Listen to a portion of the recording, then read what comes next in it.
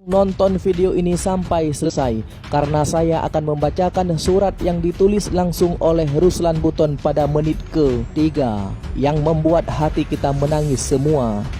Namanya Ruslan Buton, mantan prajurit TNI dengan pangkat terakhir kapten. Pernyataan terbuka yang ditunjukkan untuk pimpinan negara meramaikan jejaring media sosial. Ruslan Buton menyampaikan kepeduliannya pada respon negara menangani kerusuhan di Papua dan aksi pendukung separatis di depan Istana Negara.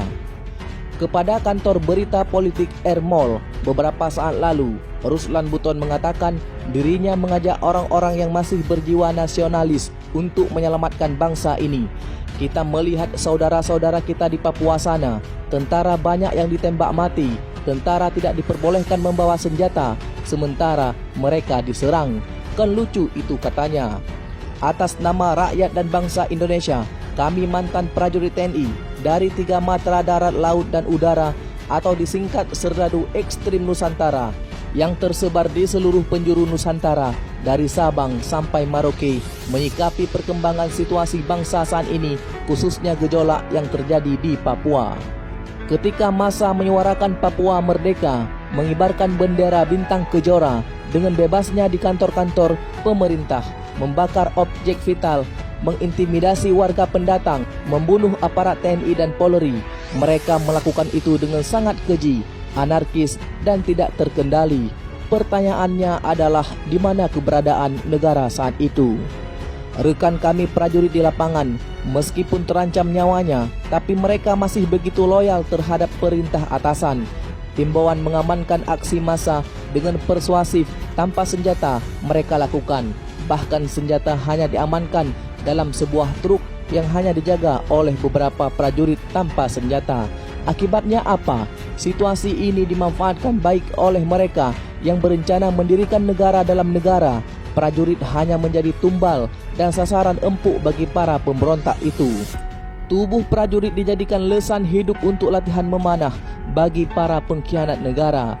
Bagi setiap prajurit, mati dalam medan tugas adalah suatu kehormatan. Akan tetapi bila prajurit mati konyol karena kedunguan dan ketololan pimpinannya yang salah, kebijakan itu adalah sebuah pengkhianatan. Miris, menangis, sedih dan mendidih darah ini melihat kondisi rekan kami prajurit di lapangan. Inilah surat atau pernyataan lengkap yang ditulis oleh Ruslan Buton. Dengarkan baik-baik. Oleh karenanya, kami mantan prajurit dari Trimatra atau Serdadu Ekstrim Nusantara berikrar. Yang pertama, setia kepada NKRI yang berdasarkan Pancasila dan Undang-Undang Dasar 1945. Yang kedua, siap membela institusi TNI, baik secara perorangan maupun institusi bila martabatnya dilecehkan oleh pihak manapun juga. Sebab harga diri TNI adalah harga diri bangsa dan negara. Yang ketiga, rela berkorban jiwa dan raga bila Ibu Pertiwi memanggil demi Sang Merah Putih. Kepada yang terhormat Bapak Panglima TNI, para Kepala Staf Angkatan, Bapak Kapolri, Bapak Menko Polhukam, di manakah nurani Anda sekalian ketika melihat rekan kami prajurit di lapangan tergeletak dihujani peluru, sabetan perang dan anak panah? Tidakkah kalian tahu mereka juga punya keluarga, anak istri yang menanti? Tidaklah kalian tahu kalau mereka menjadi tumpuan hidup dan kebanggaan bagi keluarga, anak dan istrinya? Wahai para pemimpin, berbuatlah, selamatkan bangsa ini. Jangan biarkan sesama anak bangsa saling bertikai, sehingga negeri ini kembali aman dan damai dalam bingkai NKRI. Namun jikalau kalian tidak bisa berbuat, kami mohon dengan hormat Anda sekalian mundur secara terhormat. Serahkan tongkat komando kepada yang lain, karena kami sangat yakin di negeri ini masih sangat banyak jenderal kesatria nasionalis, tidak haus jabatan, serta mencintai dan membela anak buahnya di lapangan. Anda sekalian akan lebih terhormat jika mundur karena ketidakmampuan kalian dalam bersikap atau diam membisu demi mempertahankan jabatan. Dalam kurung pengkhianat. Kami Serdadu Ekstrim Nusantara dengan kekuatan yang terhimpun setara 1 batalion siap diterjunkan. Bekali kami dengan perlengkapan tempur seperti yang pernah kami pakai saat masih berdinas. Tidak perlu kalian pikirkan berapa gaji kami Cukup kalian akomodir kami dan makan kami selama penugasan. Kami bukan serdadu ekstrim bayaran, tapi panggilan jiwa demi Ibu Pertiwi masih tetap melekat di tubuh kami. Demi Allah, darah dan nyawa ini siap kami persembahkan untukmu bangsa dan negaraku. Meskipun kami bukan lagi prajurit aktif, akan tetapi jiwa prajurit kami tidak akan pernah mati sampai akhir hayat. Jangan pernah ragukan kesetiaan kami terhadap bangsa dan negara ini, karena ini bukti kesetiaan dan kecintaan kami terhadap NKRI. Kami sangat berharap ada tokoh militer seperti yang terhormat Bapak kami Jenderal Purnawirawan Gatot Nurmantio, Letjen Mar Purnawirawan Soeharto, Letjen Purnawirawan Suryo Prabowo, Letjen Purnawirawan Agus Sutomo, dan masih banyak lagi tokoh militer yang nasionalis lainnya dan tidak pernah ragu dalam bersikap dan tidak bisa kami sebutkan satu persatu. Kami mohon bimbingan dan arahan demi tetap tegaknya NKRI. Jangan pernah sia-siakan kami. Kami siap jadi sayap militer demi keutuhan bangsa dan negara ini. Semoga para petinggi TNI, tokoh militer yang nasionalis bisa membaca tulisan ini. Dari saya, Ruslan Buton, pangkat terakhir Kapten Infanteri, yang merupakan salah satu pendiri Serdadu Ekstrim Nusantara. Catatan, bagi seluruh ex-TNI yang ingin bergabung di grup Serdadu Ekstrim Nusantara, silahkan kontak saya di nomor ini atau nomor admin. Syaratnya hanya satu kalimat singkat: nasionalis, berjiwa prajurit sejati, dan militan. Jika tulisan ini dianggap menyimpang, apalagi dianggap upaya makar, mohon aparat kepolisian jangan tangkap saya. Namun cukup telepon saya, maka saya akan datang pada kesempatan pertama. Saya bukan teroris, saya adalah nasionalis sejati.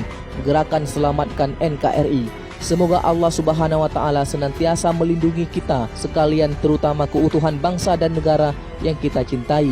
Allahu Akbar, Allahu Akbar, Allahu Akbar. Itulah surat yang ditulis oleh Ruslan Buton yang tersebar di media sosial Facebook. Dan akhirnya sekarang Ruslan Buton ditahan oleh pihak kepolisian. Mari sama-sama kita doakan supaya Ruslan Buton cepat bebas. Berita selanjutnya, pengacara jamin Ruslan Buton kooperatif yang kabur koruptor kayak Nur Hadi. Tonin Tahta, pengacara Ruslan Buton, mengatakan hingga kini pihaknya menunggu respon dari Bareskrim Polri terkait permohonan supaya penahanan kliennya ditangguhkan. Belum ada jawaban, hari ini kan tepat seminggu, baru saya akan tanyakan lagi, kata Tonin saat dihubungi oleh suara.com. Tonin berharap permohonan tersebut dapat dikabulkan penyidik Polri. Dia pun menjamin Ruslan tidak akan melarikan diri setelah dikeluarkan dari penjara. Menurut Tonin, sejak surat permohonan penangguhan penahanan itu diserahkan kepada Direktur Tindak Pidana Cyber Bareskrim Polri, Brigjen Pol Slamet Uliandi, pada 29 Mei 2020. Hingga kekinian, pihaknya belum menerima jawaban. Tonin berencana akan menanyakan hal itu ke Bareskrim Polri pada hari Senin 8 Juni 2020 nanti. Tonin mengatakan pihaknya juga akan menggalang pihak penjamin jika memang diminta oleh Bareskrim Polri. Di sisi lain, dia juga meyakini bahwa Ruslan tidak akan melarikan diri jika nantinya penangguhan penahanan tersebut dikabulkan. Sebab, kata dia, kliennya itu tidak memiliki banyak uang untuk melarikan diri seperti halnya tersangka kasus tindak korupsi mantan Sekretaris Mahkamah Agung Nur Hadi. Mau kabur kemana? Enggak ada uangnya dia, Ruslan. Yang kabur itu kan yang banyak uangnya. Koruptor kan begitu, kayak Nur Hadi. Dia mau kabur kemana? Ujar Tonin. Untuk diketahui, Ruslan Buton diringkus tim Bareskrim Mabes Polri bersama Polda Sulawesi Tenggara dan Polres Buton pada tanggal 28 Mei 2020 pukul 10.30 WITA. Pria bertubuh kekar dan berambut cepak itu ditangkap di wilayah Kecamatan Wabula, Kabupaten Buto, Sulawesi Tenggara. Polisi mengklaim hal itu dilakukan sebagai tindak lanjut atas adanya laporan terkait surat terbuka Ruslan berbentuk rekaman suara yang berisi pesan meminta Presiden Joko Widodo untuk mundur dari jabatannya. Ruslan sendiri sedianya telah melayangkan surat permohonan penangguhan penahanan kepada Direktur Tindak Pidana Cyber Bareskrim Polri Brigjen Pol Slamet Uliandi. Surat tersebut diberikan sehari setelah dirinya diamankan, yakni pada 29 Mei 2020. Belakangan, Ruslan melalui kuasa hukumnya juga telah melayangkan gugatan pra-peradilan ke Pengadilan Negeri Jakarta Selatan.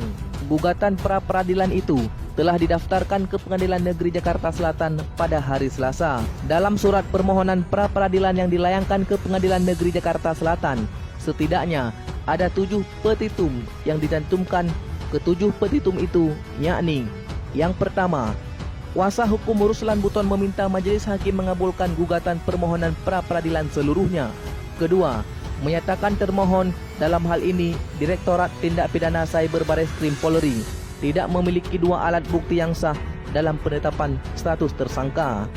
Ketiga, menyatakan tidak sah penetapan tersangka berdasarkan laporan polisi nomor sekian pada tanggal 22 Mei 2020 selaku pelapor saudara Aulia Fahmi.